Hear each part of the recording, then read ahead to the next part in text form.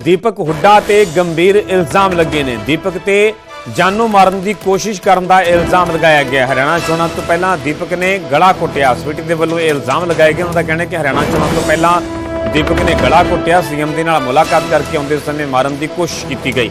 अधिकारियों के नाल मिल के मेरे खिलाफ FIR करवाई गई। अधिकारियों के नाल मिल के मैनू दबाया जा रहा, दबाव बनाने की कोशिश की जा रही है। थाने के विच मेरे नाल टॉर्चर हो रहा, घंटिया तक थाने के विच बिठा के रखा जाता है। स्वीटी के वालों ये इल्जाम लगाए गए हैं। इंटरनेशनल बॉक्सर स्वीटी बूरा ते साबका कबड्डी कैप्टन दीपक हुड्डा विचाले लंबे समय तो दरअसल विवाद छिड़िया होया। दोवें एक दूजे ते पहला भी इल्जाम लगा चुके हैं। स्वीटी ने दीपक ते दाज मंगण कुटमार करने तक के इल्जाम लगाए हैं, जबकि दीपक ने स्वीटी के परिवार के संपत्ति तक हड़पण ते चाकू के हमला करने के भी इल्जाम लगाए थे। दोवें ही बीजेपी आगू ने। हरियाणा विधानसभा चोणों के विच बीजेपी ने दीपक नूं चोण मैदान के विच भी उतारिया सी।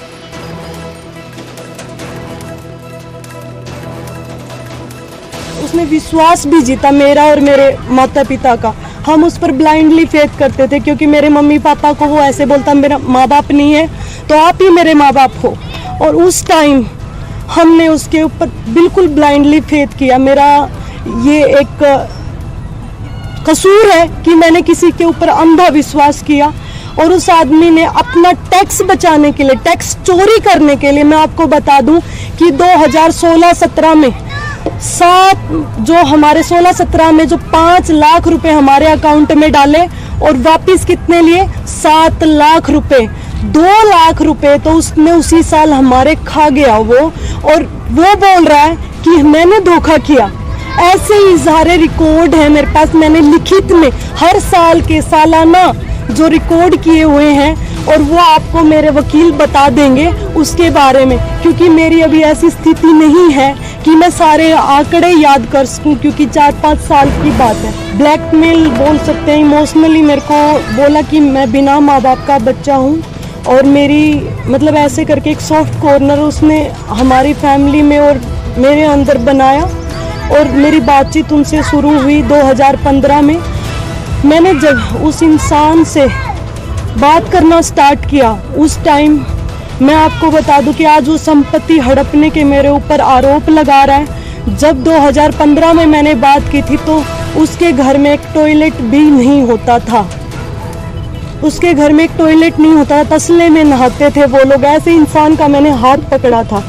मेरी गलती ये रही कि मैंने उस इंसान का, और उस टाइम मैं वर्ल्ड की मेडलिस्ट, इनकम टैक्स इंस्पेक्टर और एशियन की मेडलिस्ट और बहुत बार नेशनल चैंपियन रह चुकी थी। और उस टाइम दीपक हुड्डा इतना बड़ा चेहरा नहीं था। वो नेशनल खेला था, लेकिन नहीं वो इंटरनेशनल प्लेयर था। अगर मुझे पैसे का लालच होता तो मैं क्या उस इंसान का हाथ पकड़ती उस टाइम। तो बोल रहा है कि मेरा प्लाट धोखे से नाम करवाया। मैंने कौन सा धोखे से नाम करवा लिया? प्लाट भी आज भी उसी इंसान के नाम पर है। वो प्लाट, आधा प्लाट उसके नाम पर है और आधा प्लाट मेरे नाम पर है, जो कि मैंने शादी से पहले 2018 में मैंने खरीदा था। शादी के बाद नहीं खरीदा था कि जो उसकी संपत्ति होगी। ऐसा नहीं है।